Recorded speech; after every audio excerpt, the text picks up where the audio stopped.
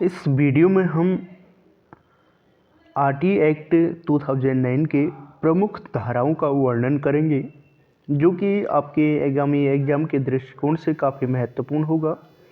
तो समझने के प्रयास करेंगे आरटी एक्ट के प्रमुख धाराओं के बारे में। धारा 1 है आपका आरटी एक्ट 2009। इसमें जो है आपका निःशुल्क और अनिवार्य शिक्षा का अधिकार अधिनियम 2009 धारा 1 के अंतर्गत सम्मिलित है, जिसे जो है इंग्लिश में the right of children to free and compulsory education 2009 के नाम से जाना जाता है। और धारा 3 के अंतर्गत 6 से 14 वर्ष तक की आयु के प्रत्येक बालक को प्रारंभिक शिक्षा पूरी होने तक किसी आसपास के विद्यालय में निःशुल्क और अनिवार्य शिक्षा का अधिकार होगा। धारा 3 के अंतर्गत 6 से 14 वर्ष तक की आयु के प्रत्येक बालक बालिकाओं को प्रारंभिक शिक्षा पूरी होने तक किसी आसपास के विद्यालय में निःशुल्क और अनिवार्य शिक्षा का अधिकार होगा 6 से 14 वर्ष तक के बालक को, धारा 3 के अंतर्गत। धारा 4 के अंतर्गत 6 वर्ष से अधिक आयु के किसी बालक को किसी विद्यालय में प्रवेश नहीं दिया गया है, या प्रवेश तो दिया गया है किंतु उसने अपनी प्रारंभिक शिक्षा पूरी नहीं की है, तो उसे उसकी आयु के अनुसार समुचित कक्षा में प्रवेश दिया जाएगा। यदि किसी बालक की आयु जो है 9 वर्ष है, तो उसे कक्षा 4 में प्रवेश दिया जाएगा, धारा 4 के अंतर्गत। प्रारंभिक शिक्षा के लिए इस प्रकार प्रवेश प्राप्त कोई बालक 14 वर्ष की आयु के पश्चात भी प्रारंभिक शिक्षा पूरी करने तक निःशुल्क शिक्षा का हकदार होगा। प्रारंभिक शिक्षा के लिए इस प्रकार प्रवेश प्राप्त कोई बालक जो है 14 वर्ष की आयु के पश्चात भी प्रारंभिक शिक्षा पूरी करने तक निःशुल्क शिक्षा का क्या होगा, हकदार होगा। और धारा 5 के अंतर्गत जो है अन्य विद्यालयों में स्थानांतरण का अधिकार, धारा 5 के अंतर्गत जो है अन्य विद्यालय में स्थानांतरण का अधिकार होगा। धारा 5(1) के अंतर्गत जहां किसी विद्यालय में प्रारंभिक शिक्षा पूरी करने की व्यवस्था नहीं है, वहां किसी बालक को अपनी प्रारंभिक शिक्षा पूरी करने के लिए किसी अन्य विद्यालय में स्थानांतरण कराने का अधिकार होगा। जहां धारा 5(1) क्या बताता है, जहां किसी भी विद्यालय में प्रारंभिक शिक्षा पूरी करने की व्यवस्था नहीं है, वहां किसी बालक को अपनी प्रारंभिक शिक्षा पूरी करने के लिए किसी अन्य विद्यालय में स्थानांतरण करने का अधिकार होगा। धारा 5(2) के अंतर्गत जहां किसी बालक से किसी राज्य के भीतर या बाहर किसी भी कारण से एक विद्यालय से दूसरे विद्यालय में जाने की अपेक्षा की जाती है, वहां ऐसे बालक को अपनी प्रारंभिक शिक्षा पूरी करने के लिए किसी अन्य विद्यालय में स्थानांतरण कराने का अधिकार होगा। यानी कि जहां पे धारा 5(2) के अंतर्गत किसी बालक से किसी राज्य के भीतर या बाहर किसी भी कारण से एक विद्यालय से दूसरे विद्यालय में जाने की अपेक्षा की जाती है, वहां ऐसे बालक को अपनी प्रारंभिक शिक्षा पूरी करने के लिए किसी अन्य विद्यालय में स्थानांतरण कराने का अधिकार होगा। और धारा 5(3) के अंतर्गत जो है किसी अन्य विद्यालय में प्रवेश लेने के लिए उस विद्यालय का जो प्रधान अध्यापक या बाहर साधक प्रभारी होगा, जहां ऐसे बालक को अंतिम बार प्रवेश दिया गया था, तुरंत स्थानांतरण टीसी प्रमाण पत्र विदिन 7 डेज में जारी करना होगा। और धारा 6 के अंतर्गत जो है समुचित सरकार और स्थानीय प्राधिकारी आरटी एक्ट के प्रारंभ से 3 वर्ष के भीतर ऐसे सभी क्षेत्रों में विद्यालय स्थापित करेगी जहां विद्यालय नहीं है। प्राथमिक विद्यालय 1 किलोमीटर की परिधि के अंतर्गत होने चाहिए, और उच्च प्राथमिक विद्यालय जो है 3 किलोमीटर की परिधि के अंतर्गत होने चाहिए। धारा 7 के अंतर्गत वित्तीय और अन्य उत्तरदायित्वों में हिस्सा बांटना।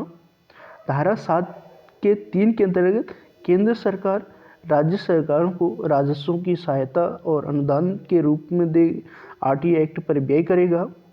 और उसके बाद जो है आरटी एक्ट के क्रियान्वयन पर व्यय, धारा 7 के 3 के अंतर्गत। और धारा 7 के 3 के उपधारा 3 के उपधारा के अंतर्गत का ऐसा प्रतिशत उपलब्ध कराएगी, यानी आरटी के क्रियान्वयन पर व्यय का ऐसा प्रतिशत उपलब्ध कराएगी जैसा वह समय समय पर राज्य सरकारों के परामर्श से अवधारित करे।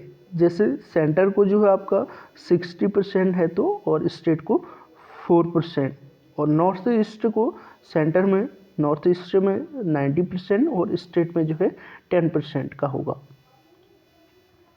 धारा 7 के 4 के अंतर्गत केंद्रीय सरकार राष्ट्रपति को अनुच्छेद 280 के खंड 3 के उपखंड घ में के अधीन राज्य सरकारों को अतिरिक्त संसाधन उपलब्ध कराए जाने की आवश्यकता की परीक्षा करने के लिए वित्त आयोग को निर्देश देने का अनुरोध कर सकेगी, ताकि उक्त राज्य सरकार इस अधिनियम के उपबंधों को कार्यान्वित करने के लिए निधियों का अपना अंश प्रदान कर सके।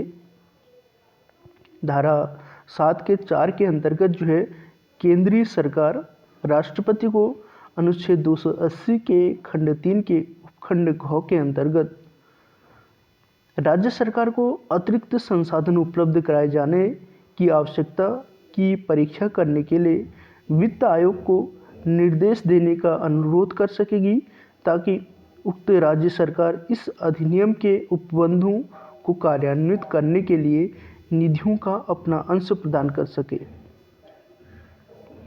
अगला है धारा 7(6) के ग के अंतर्गत केंद्रीय सरकार नवीनीकरण, अनुसंधान योजना और क्षमता निर्माण के संवर्धन के लिए राज्य सरकार को तकनीकी सहायता और संसाधन उपलब्ध कराएगी।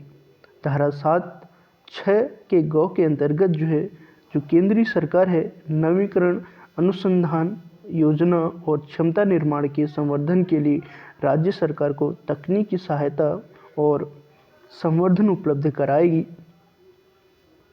और धारा 8 के अंतर्गत जो है आपका समुचित सरकार का कर्तव्य, यानी संपूर्ण सरकार का कर्तव्य होगा, क्या होगा? धारा 8(a) के अंतर्गत या क के अंतर्गत समुचित सरकार यानी राज्य सरकार प्रत्येक बालक को निःशुल्क और अनिवार्य शिक्षा उपलब्ध कराएगी।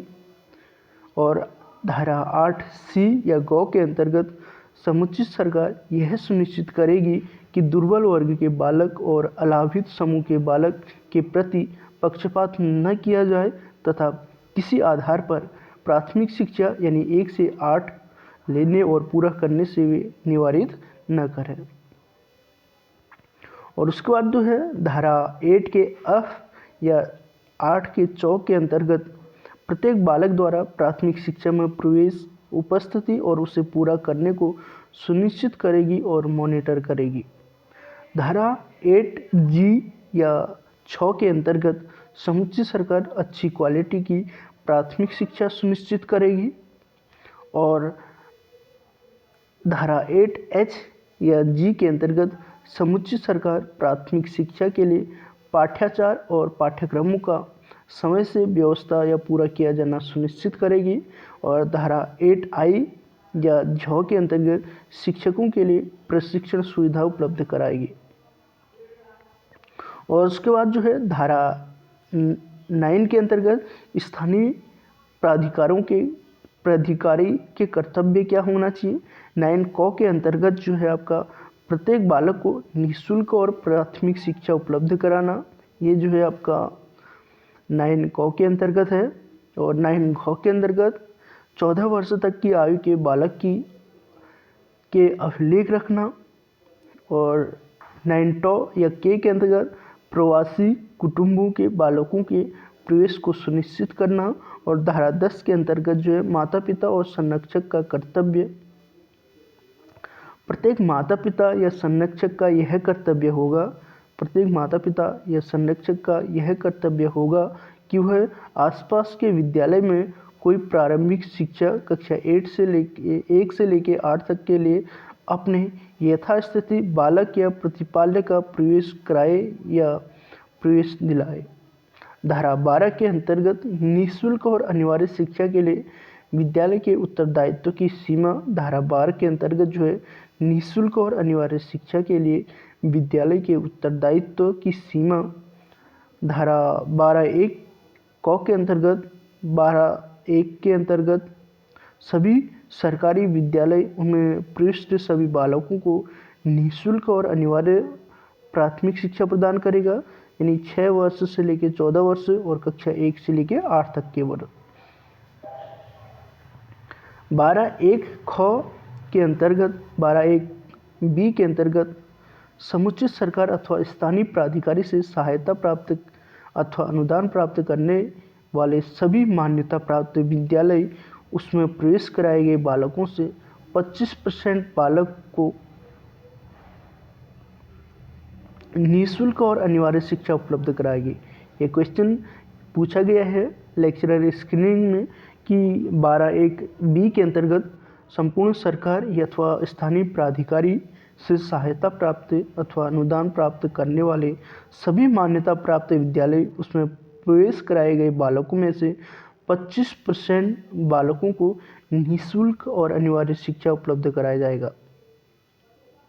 और उसके बाद जो है आपका 12 क गौ के अंतर्गत 12(1) गौ के अंतर्गत गैर सहायता प्राप्त निजी विद्यालय पहली कक्षा में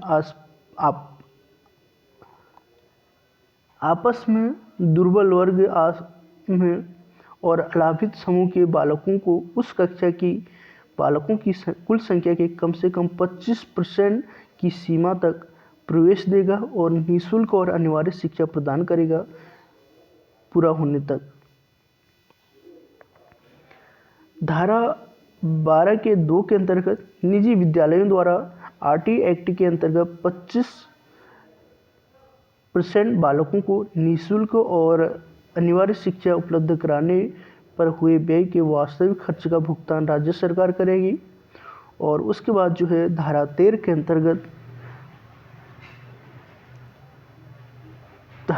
के अंतर्गत प्रवेश के लिए किसी प्रति व्यक्ति फीस और अनुवीक्षण प्रक्रिया का न होना। धारा 13(1) के अंदर कोई विद्यालय या व्यक्ति किसी बालक को प्रवेश देते समय कोई प्रति व्यक्ति फीस संग्रहित नहीं करेगा और बालक या उसके माता पिता अथवा संरक्षक को किसी अनुवीक्षण टेस्ट प्रक्रियाओं के अधीन नहीं रखेगा। और उसके बाद जो है धारा 13(2) क के अंतर्गत 13(2)(a) के अंतर्गत यदि कोई विद्यालय या व्यक्ति प्रति व्यक्ति फीस प्राप्त करता है तो वह जुर्माने से जो प्रभावित प्रति व्यक्ति फीस के 10 गुना तक का हो सकेगा दंडनीय होगा।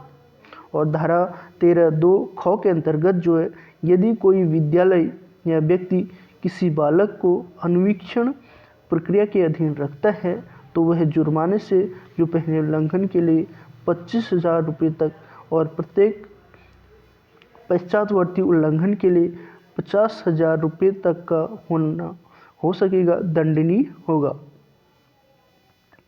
और उसके बाद धारा 18(1) के अंतर्गत मान्यता प्रमाण पत्र अभिप्राप्त किए बिना किसी विद्यालय को स्थापित नहीं किया जाएगा। धारा 18(1) के अंतर्गत जो है मान्यता प्रमाण पत्र अभिप्राप्त किए बिना किसी विद्यालय को स्थापित नहीं किया जाएगा। धारा 18(3) के अंतर्गत जो है मान्यता किसी शर्तों का उल्लंघन करने पर मान्यता वापस ले ली जाएगी। धारा 18(3) के अंतर्गत जो है मान्यता की शर्तों का उल्लंघन करने पर मान्यता वापस ले ली जाएगी। छात्रों को आसपास के अन्य विद्यालय में प्रवेश। और 18(5) के अंतर्गत जो है यदि कोई व्यक्ति बिना मान्यता प्राप्त किए विद्यालय स्थापित करता है अथवा विद्यालय चलाता है और मान्यता वापस लेने के बाद भी विद्यालय चलाता है तो 1 लाख रुपये तक का जुर्माना होगा। नियमों के उल्लंघन के प्रति प्रत्येक दिन का 10,000 रुपये जुर्माना होगा। और धारा 21 के अंतर्गत विद्यालय प्रबंधन समिति स्कूल मैनेजमेंट कमेटी यानी कि SMC का गठन होगा। धारा 21 के अंतर्गत धारा 21(1) के अंतर्गत सरकारी तथा सहायता प्राप्त विद्यालय और धारा 21(1) के अंतर्गत धारा 21(1) में प्रवेश प्राप्त बालकों के माता पिता संरक्षक और शिक्षकों के निर्वाचित प्रतिनिधियों से मिलकर बनने वाली एक विद्यालय प्रबंधन समिति का गठन किया जाएगा। यानी कि धारा 21(1) बताता है कि विद्यालय में प्रवेश प्राप्त बालकों के जो माता पिता हैं, गार्जियन हैं और संरक्षक हैं और शिक्षकों के निर्वाचित प्रतिनिधियों से मिलकर बनने वाली एक विद्यालय प्रबंधन समिति का गठन किया जाएगा। और उसके बाद जो है एसएनसी में 3/4 3/4 सदस्य माता पिता या संरक्षक होंगे। और उसके बाद जो है अगला है अलाभित समूह या दुर्बल वर्ग के बालकों के माता पिता या संरक्षक को समानुपाती प्रतिनिधित्व दिया जाएगा। एसएमसी के 50% सदस्य स्त्रियां होंगी। और अगला है धारा 21(2) के अंतर्गत विद्यालय प्रबंधन समिति के कार्य। इसमें आपका आएगा विद्यालय के कार्यक्रम को मॉनिटर करना, और दूसरा विद्यालय विकास योजना तैयार करना और उसकी सिफारिश करना, तीसरा सरकार, स्थानीय प्राधिकारी अथवा किसी अन्य स्रोत से प्राप्त अनुदानों के उपयोग को मॉनिटर करना, और अगला है आपका सरकार द्वारा दिए गए कर्तव्यों का पालन करना और कार्यों का पालन करना। धारा 22(1) के अंतर्गत एसएमसी के द्वारा विद्यालय विकास योजना तैयार करना, और धारा 23 के अंतर्गत शिक्षकों की नियुक्ति के लिए अर्हताएं और सेवा के निबंधन और शर्तें देना, और धारा 24 के अंतर्गत शिक्षकों के कर्तव्य और शिकायतों को दूर करना, और धारा 24(1) के अंतर्गत जो है या 24(1)(a) के अंतर्गत विद्यालय में उपस्थित होने वाले में नियमितता और समय पालन, और धारा 24(घ) के अंतर्गत डी के अंतर्गत प्रत्येक बालक की शिक्षा ग्रहण करने के सामर्थ्य का निर्धारण करना और उसके अनुसार तदनुसार यथापेक्षित अतिरिक्त शिक्षण यदि कोई हो उसको जोड़ना। और उसके बाद जो है 24(1) अंगों या ई के 24(1)(ई) के अंतर्गत जो है माता पिता और संरक्षकों के साथ नियमित बैठकें करना और बालक के बारे में उपस्थित स्थिति में नियमितता, शिक्षण ग्रहण करने का सामर्थ्य, शिक्षण में की गई प्रगति और किसी अन्य सुसंगत जानकारी के बारे में उन्हें अवगत कराना। धारा 24(2) के अंतर्गत शिक्षकों द्वारा अपने कर्तव्यों का पालन न करने पर सेवा नियमों के अधीन अनुशासनिक कार्रवाई, और कार्रवाई से पूर्व शिक्षक शिक्षिका को सुनवाई का अवसर दिया जाएगा। और धारा 24(3) के अंतर्गत शिक्षकों की शिकायतों को दूर करना, और धारा 31 के अंतर्गत जो है बालक के शिक्षा के अधिकार को मॉनिटर करना, यानी बाल अधिकार संरक्षण आयोग अधिनियम 2005 यानी commission for protection of child right act के प्रावधानों के अंतर्गत गठित राष्ट्रीय या राज्य बाल संरक्षण आयोग इस अधिनियम के तहत प्रदत्त अधिकारों का परीक्षण और देखभाल की समीक्षा करेगा। और उसके बाद अनुसूची धारा 19 से 25 के लिए विद्यालय के लिए मान और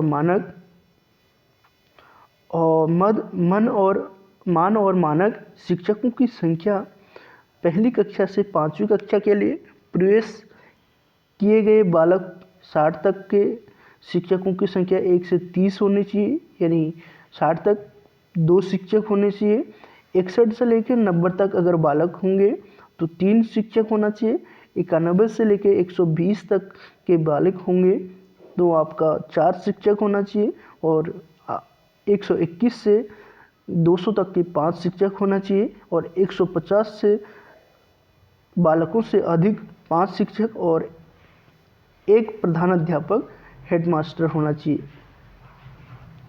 और 200 बालकों से अधिक छात्र शिक्षक अनुपात 40 या 1:40 प्रधानाध्यापक को छोड़कर।